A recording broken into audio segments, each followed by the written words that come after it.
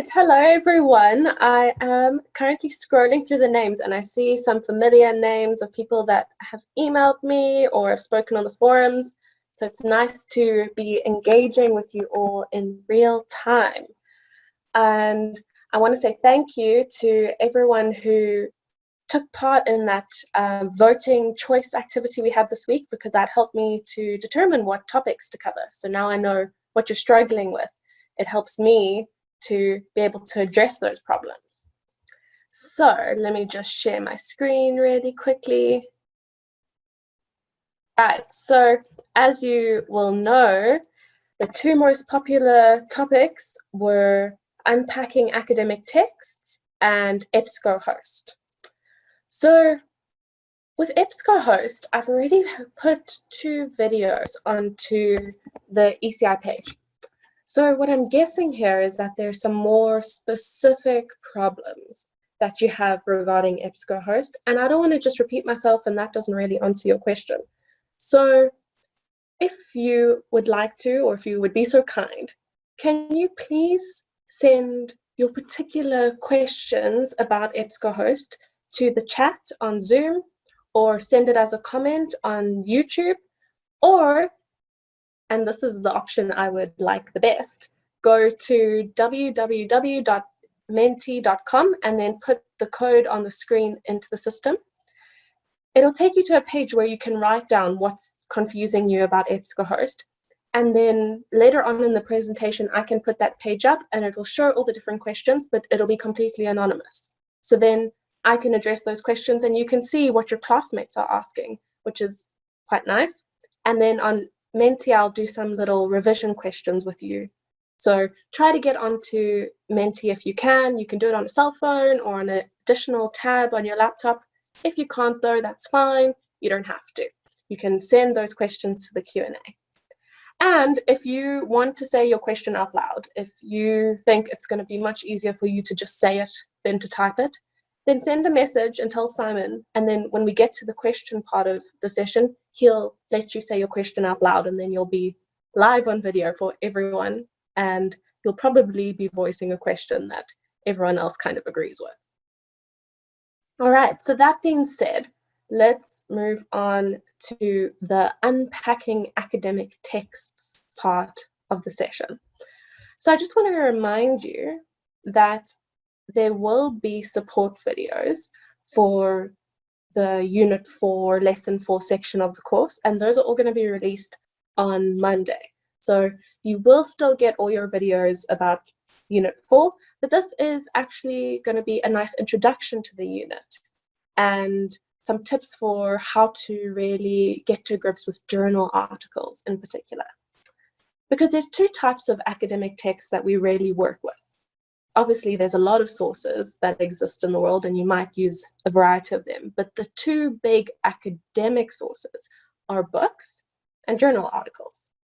So with books, a lot of people are quite comfortable because with books, you've probably used them in school. You've had textbooks before. You know how to really find the information you're looking for in a book. But journal articles are probably something you haven't worked with before. A lot of people don't work with journal articles in high school or in any kind of area outside of higher education. So these are a new source that a lot of people struggle to get to grips with at first. So I'm going to focus on helping you with journal articles in particular. All right, so the particular journal article we're going to look at is this one, The Career Plans of Newly Qualified South African Teachers. So this article is actually prescribed. It's compulsory for you to read it, and it's in your course reader. So if you want to read along with me or read ahead or anything like that, grab your course reader, flip right to the back. It's the last article in the course reader. But otherwise, if you're happy to just look at the screen as I'm going through it, just do that. I'm also going to sometimes look at another article, this one, which is called Recruiting and Retaining Teachers in Rural Schools in South Africa. This is a recommended article. You don't have to read it, but you probably should. And it's available on ECI. There's a link on ECI for you, and it'll take you to a page which will allow you to download this article, and then you can read it and engage with it later on. I'll just refer to it sometimes now as an example to show you a few different things. But for the most part, we'll stick with this one, the prescribed one. So when we approach a journal article, like with most things, it's best to start with page 1. And a lot of what you need to know about a journal article can be found on page 1. So you'll remember from Unit 2, all of the referencing information that you need is usually on page 1 of the journal article. All the information about which journal the article appeared in, and the volume number and the issue number. But right now, we're not really concerned with that. What the other things you can find on this first page are the contact details for the authors. So here, there's an email address. So if you had questions about this research project, if you were doing your own research that was quite similar to this and you wanted to ask something of the author of this paper, you could send them an email to this address. Often, the first page will also give the institutional affiliations of the authors. So that just means what university they're associated with. So this article doesn't give that, but if we look at the other article, we can see the author there is associated with this. The big thing, very, very important thing that you find on page 1 is the abstract. And that's this part, this little square of writing that's in italics at the beginning of every journal article. So what is the abstract? Basically, it is a summary of the article. It tells you the main findings of the article, if it was an empirical study, and the main conclusions that the authors reach in the article. So why do authors give this abstract? Well, essentially it's to help people decide if that article is actually relevant for them. So when you're researching an essay or for an assignment, you obviously come across a whole lot of different journal articles, and you have to figure out which ones you should read in detail, because if you read all of them, it'll take you ages and ages, and a lot of the time you'll get to the end of it and go, this wasn't actually relevant, I've wasted my time. So you use the abstract to check if this is going to be relevant. And then if it is, you can read the full article. Now, a lot of students think that this means that they can just read the abstract and they don't have to bother with the rest of the article. And that is wrong. So it is frowned upon to refer to the abstract and nothing from the rest of the article. You need to read the details of the article if you figure out that it's relevant for your research. Because the details is what's actually going to tell you about that project, and the details are going to make sure that you really understand what the author is trying to argue in that piece of writing and really understand the evidence that they're putting forward. The abstract can't do that, it's too short. So the abstract is useful, but it's not the only thing you read. Okay, so that is page 1. Before we get into the nitty-gritty, I also just want to bring your attention to the fact that there's 2 kinds of journal articles. We get journal articles. Hi, Dana. We lost you there. Well, yes. Welcome back. Where did you lose me? You just started talking about the journal articles. Had I done we had finished abstracts, or did you lose me before that? I'm not quite sure. If you can just maybe just dial it back a minute or 2. It wasn't longer than a minute or 2. Okay, fantastic. Okay. Thanks. Sorry about that. The internet was working the whole day, but of course, the minute I try and do this, it gets upset. Okay, so basically, let's just quickly finish up with abstracts. So we've said the abstract, it's a summary of the article. You're going to read the abstract to figure out if the article is relevant for your research. But you're not just going to rely on the abstract. If the abstract seems to indicate that the article is relevant, you need to read the whole article. If you just reference abstracts in a particular essay or assignment, it won't be accepted, and it's quite frowned upon, because the real meat and details of an article are in the main text. Then I just want to bring to your attention that there's two types of journal articles. So we get journal articles that are based on empirical research and journal articles that are based on literature. So empirical, the word, means that something has to do with observation. So when we say empirical research, what we mean is that it's to do with observations made in the real world. So empirical research is basically research where someone has gone into the real world and collected data. And we say they collected data in the field instead of saying they collected data in the real world. So that's empirical research.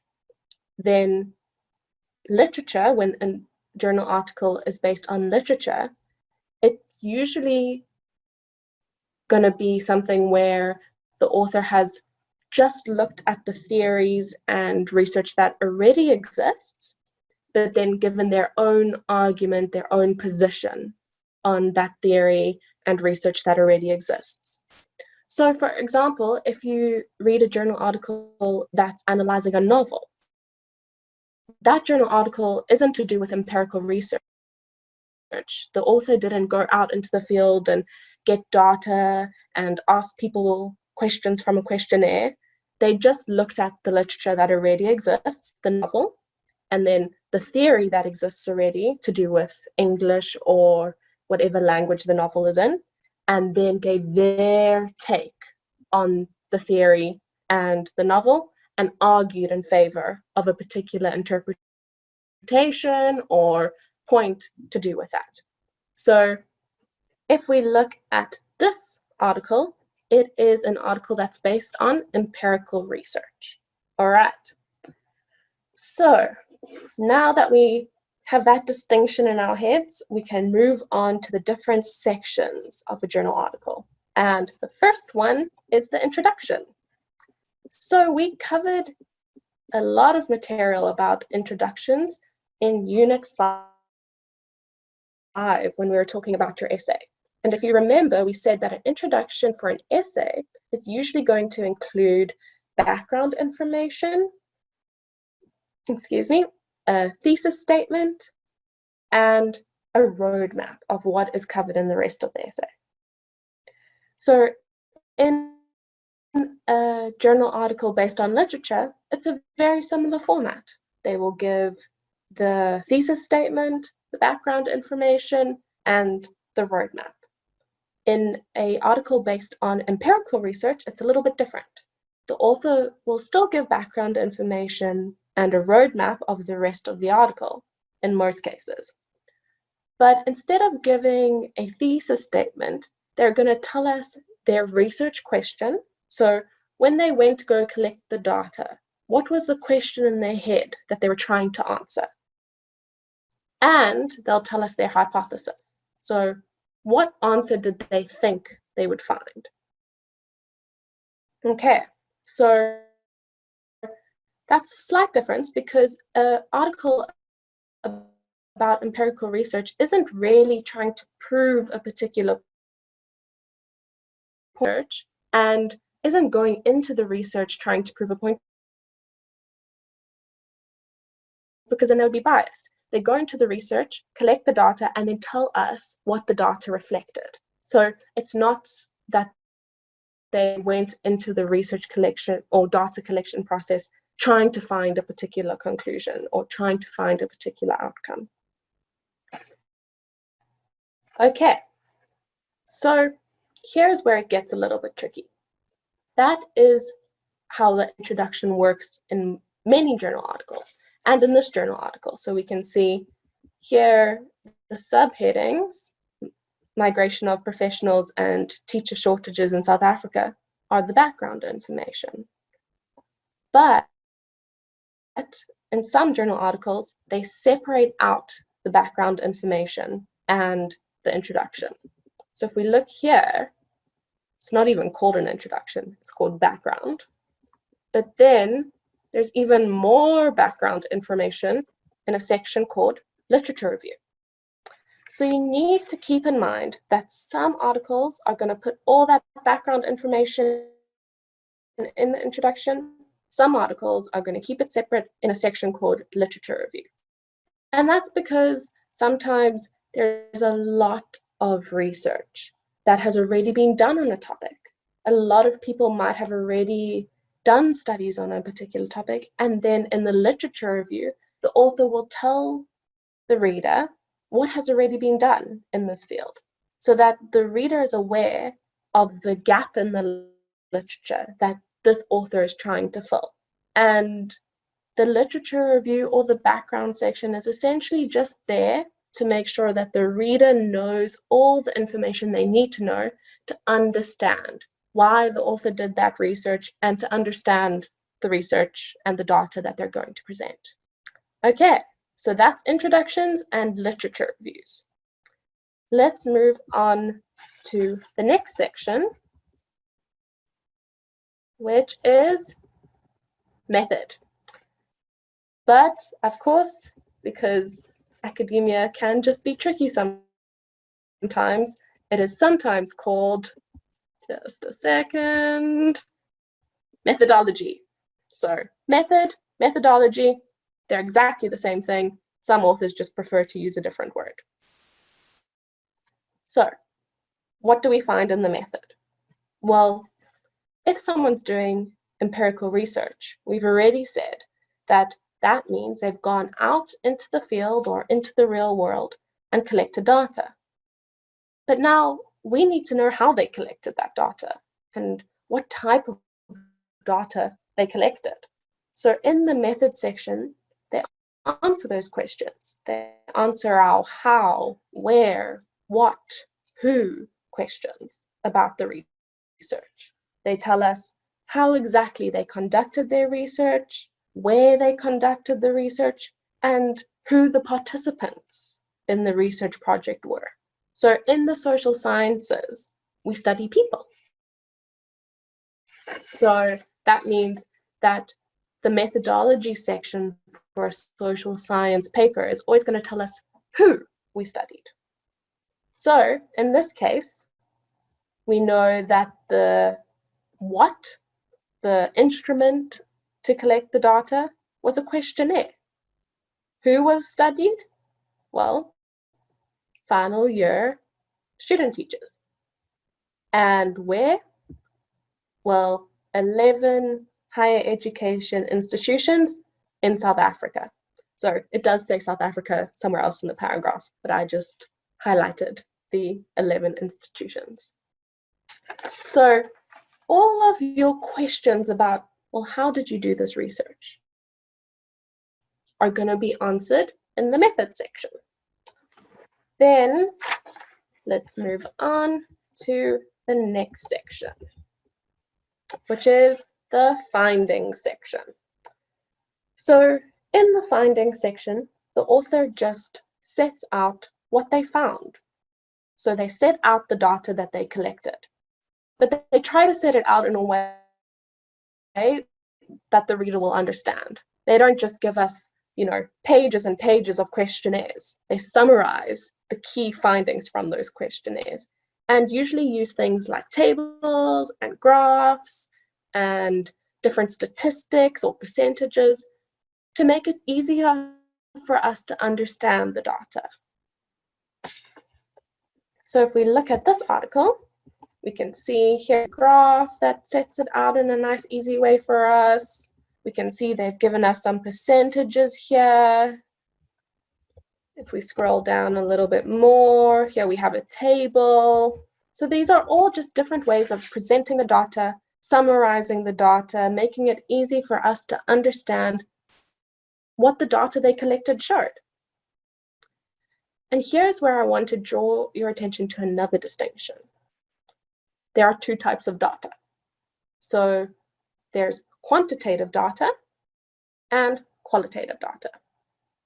So quantitative data is data that can be counted and measured and expressed in numbers.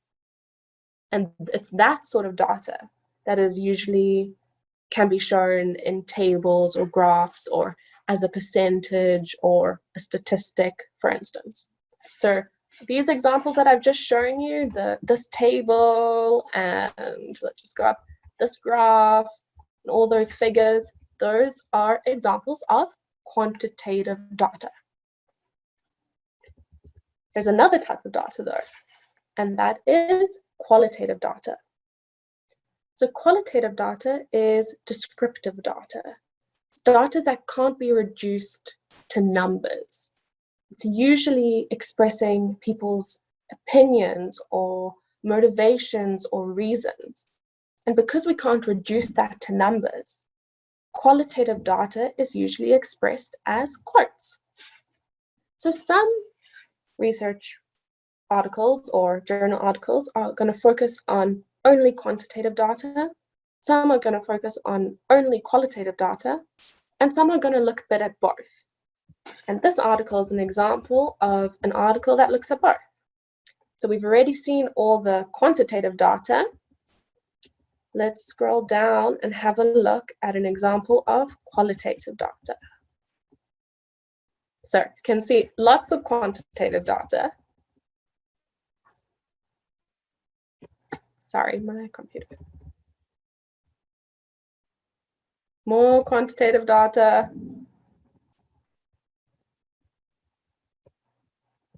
More quantitative data, lots and lots of quantitative data. And what's highlighted here is the qualitative data.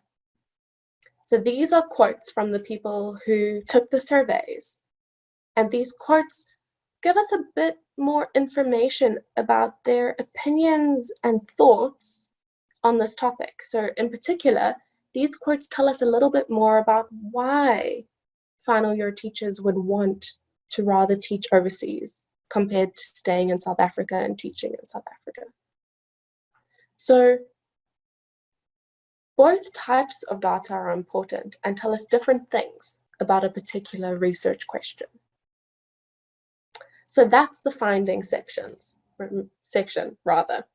Remember, the findings section is going to be the section where the author just sets out the data they found in a way that we can understand. If we move to the next section then, it is the discussion section.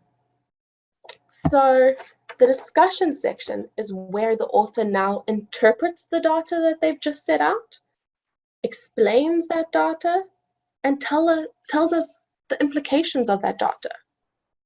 What does that data mean for us? What does it mean about the world? And what does it mean in general? We need to have the author explain the data that they've found. So one of the big questions that the discussion section will also answer is whether the findings, the data, actually address the research question, and also whether the findings in this study are similar or different to the findings in other studies that have tried to answer the same question. And if the findings are completely different, then the author will try to explain why. So for example, this article is about teachers in South Africa and whether they want to stay in South Africa and teach or go overseas and teach. So what this discussion section could do is try to explain why teachers in South Africa, So if more teachers in South Africa want to go teach overseas compared to a bunch of different other countries where a similar study was done, then the author would try to explain why more teachers in South Africa want to study overseas. Of course, sometimes the reason there's a huge discrepancy in the findings of one study compared to all the other studies would be that there's a flaw in that study that disagrees. And if that's the case, the author would have to disclose that in the discussion section and indicate what that flaw was and how it affected the data. So that is the discussion section. And of course, can't be that easy. There is an exception to this type of formatting because some authors prefer to combine the discussion and findings section. So here we see it, findings and discussion. If you see that, basically what it means is that the author has decided not to just list all the findings and then discuss all the findings. They've divided up the findings into different themes, and then for each theme, they give the findings and the discussion straight away.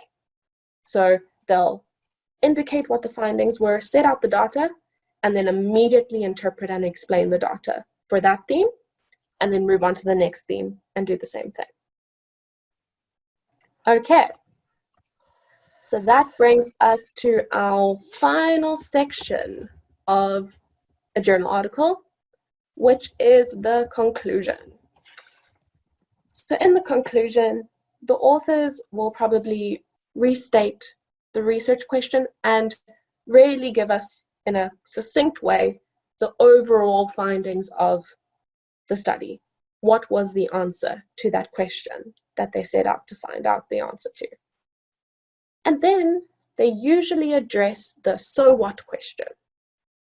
So when you're reading a journal article, you might start to think, well, what was the point of this? Why did you even do this? How does this impact the real world or normal people? An author will try to answer that question in the conclusion, and they'll say why this research was important. So they'll tell us how it furthers our understanding of this topic and why it's important for us to understand this topic. Or they'll tell us how this research can impact how we make decisions in the real world. So they might recommend that we change certain policies because of the data that they found in that research. So the so what question, the implications of the study, are often also addressed in the conclusion if they haven't already been addressed in the discussion. So that is journal articles.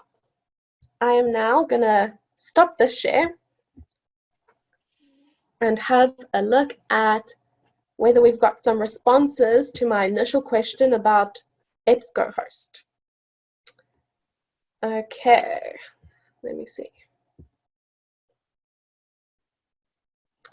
All right, so I have one question on Zoom, and they're asking if you should only use EBSCOhost to research for assignments and essays, or if you can also use other forums such as Google. So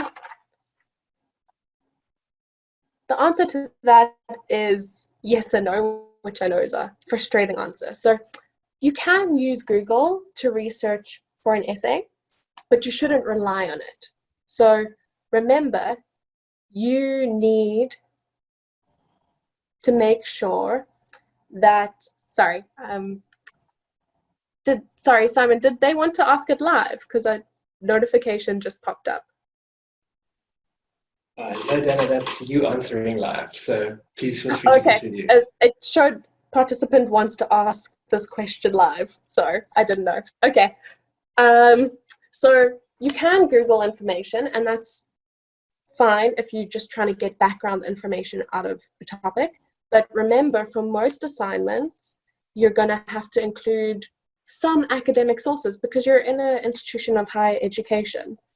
And as you move on in your academic career, you have to make sure that you're relying more and more on those academic sources. And that's not just because we're difficult and mean, it's because academic sources are peer reviewed, and that means that they're checked by other experts in the field. So we can be pretty sure that what's written in an academic journal or an academic book is actually reliable and it's not fake news, essentially. Whereas with the internet, often for certain forums, people can just write whatever they want and then put it on the internet, and you don't actually know if that's true or not. So what I would say is use Google to get a feel for the topic if you want, or use Google if you're looking for example, you might want to look at Stats SA to get some statistics about a particular topic, then obviously you'll Google Stats South Africa and go to the Stats South Africa webpage. Or you might want to look at the World Health Organization policies or what the United Nations says about something. And then, yes, you're going to use Google to find those things, but you're going to keep in mind whenever you're using Google that you need to make sure that the web pages you're looking at are actually reliable and from reliable institutions or authors. And then you're going to use EBSCOhost to get that really credible academic research that you need. And you'll remember, hopefully, that for ACL, you need to make sure that of the 5 sources that you use for the essay, one of them must be an academic journal and one of them must be an academic book. So I hope that answers the question. Let me have a look then, and I will share my screen with you at the Mentimeter. So we have one response, so thank you to the person who responded. So they're asking here, how do you find and recognize full text results? Okay, so I think what I'm going to do now then is just show you. So here is my Embry. So hopefully you've all figured out how to get to my Embry by this point. And if you are struggling to get onto my Embry, then this is something you need to send an email to DL support about so that they can help you to set up your My Embry. So once you have your My Embry, you're going to obviously fill in your login details and you're going to click Login.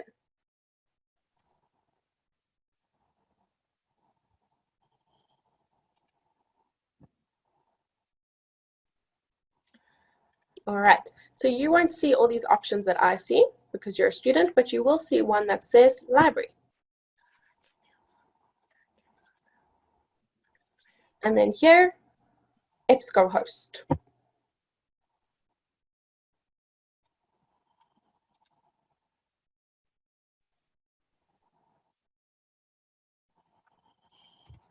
All right, so let's now just see how we find full text journal articles. So let's use our example topic, which is corporal punishment. All right, so we're going to click search.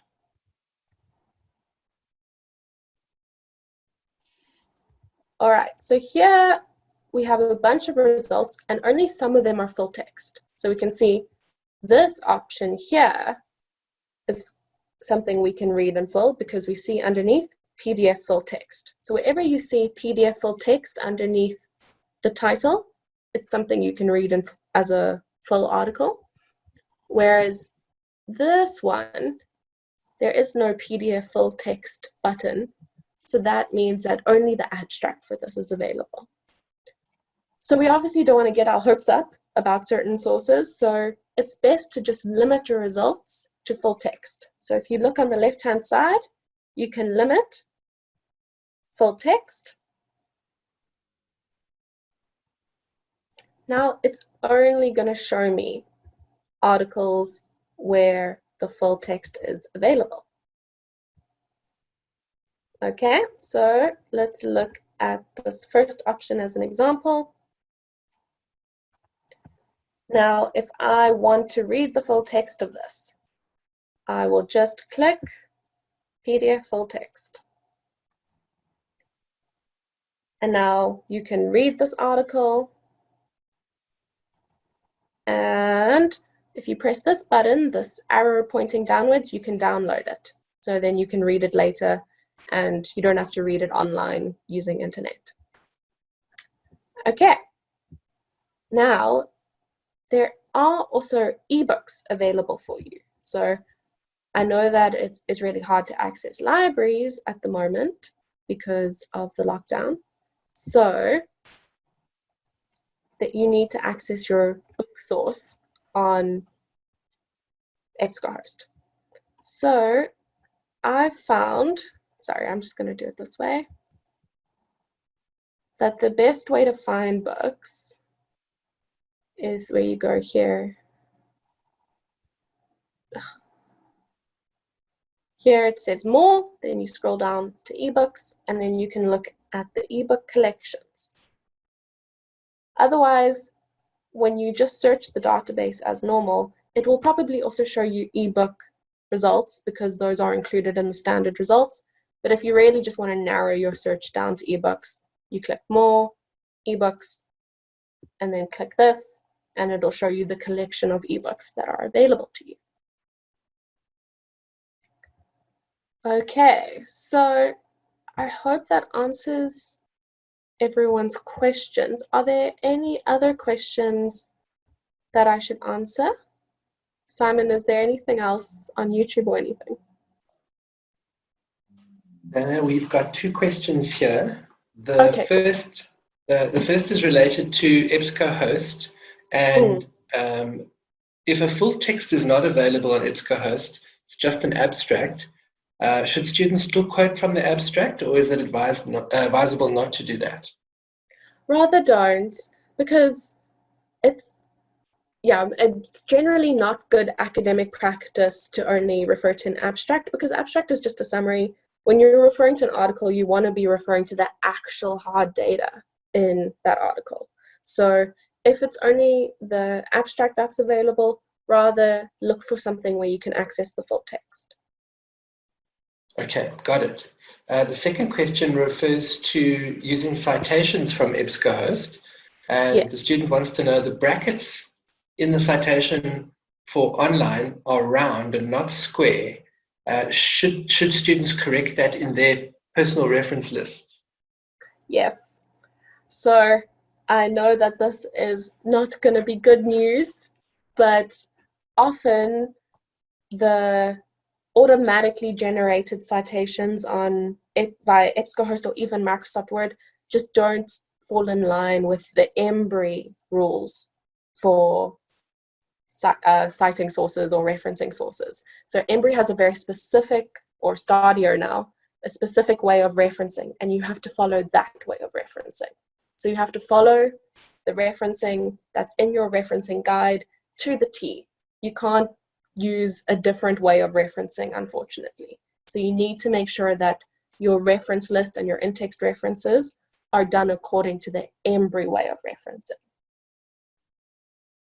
Okay, great. Thanks for that. The good news is, of course, that our students have got that reference guide, which pretty much is explicit on how to do it, so it's easy to follow. Yes, and actually I want to remind everyone that there was another learning event for ACL where I did cover referencing.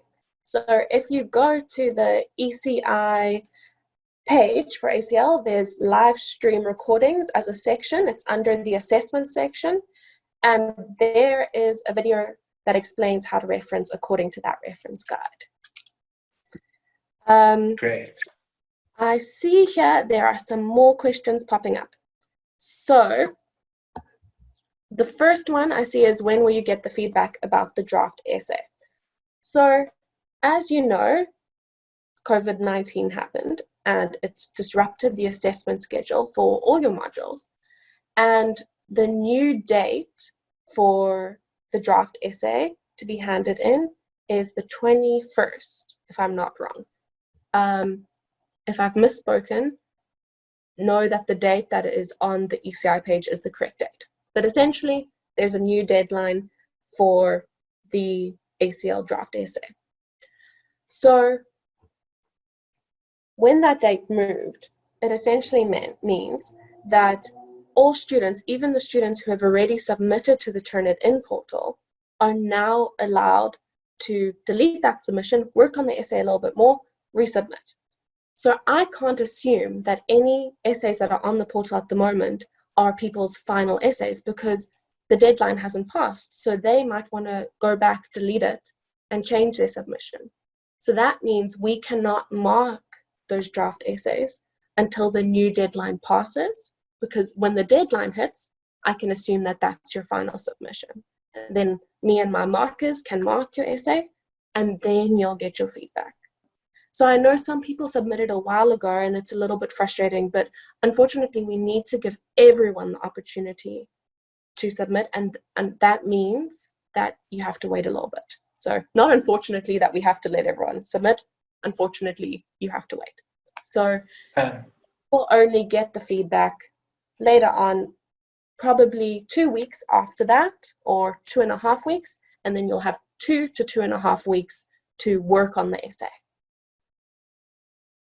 Dana, thanks for that. That makes good sense. Just one more related question from YouTube. Students are asking, will they be able to rework or update the draft essay that they've already submitted?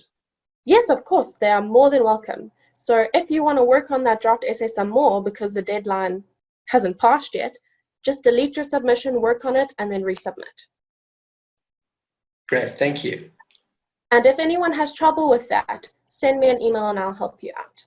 So you're not tied to what is on the portal now because the deadline hasn't passed yet. You're allowed to change that if you want to. Okay, so I see someone just wants to clarify. The referencing assistant on Microsoft Word is not allowed. It's not going to give you the right format, and then you're going to lose marks because there's a whole section of the rubric that's devoted to referencing. When we reference books, what's the meaning of the number next to the year? Okay, so remember when we reference in text, we open our bracket, and then we give the surname of the author. We give the year that the book or the article was published. Then we put a colon, the 2 dots on top of each other, and the page number where we found the information. So if you found that information on page 26 of a book, that's what that number means. The number is the page number. So in text references, we give the year, we give the author, surname, then we give the year, colon, page number where we found the information. If there is no page number, then we just give the surname of the author and the year in our in-text reference. Okay, I see a question about test 1 and 2. It's, do you only get one chance to do test 1 and 2? So you'll remember that test 1 and 2 were disrupted with all the confusion with COVID-19, and then the system had to be updated. So then that meant that your opportunity got cut short. So we've decided that everyone, you don't have to apply, automatically every single student has permission to write the retests, which start on the 15th and end on the 19th of May. So don't have to apply for permission, you're automatically allowed to write those retests because the first test got cut short. If you decide to do both, if you finish test 1 and 2 already, but you feel like you were detrimented and you want to do it again, that's fine. And you don't even have to ask my permission. Every single student is allowed to write the retests. If I see that you did both, I'll just count whatever your higher mark is as your final mark.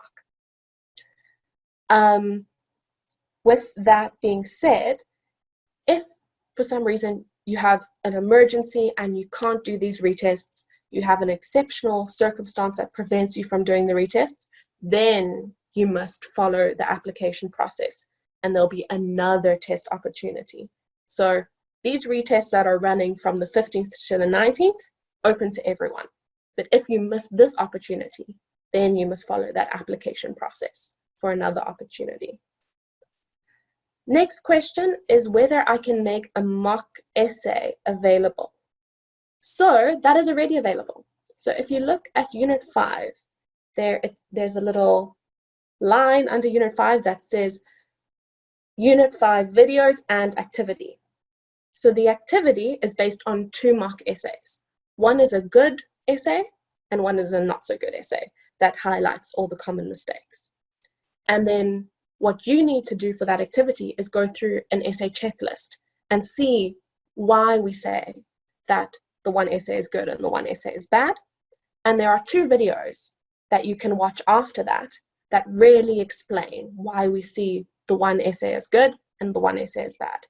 So if you want to see a mock essay, I really encourage you to go look at that activity. And I encourage you to do the activity, but even if you don't, you can still look at the mock essays. And they're actual student essays from a topic that was done a few years ago. So it's a really good example.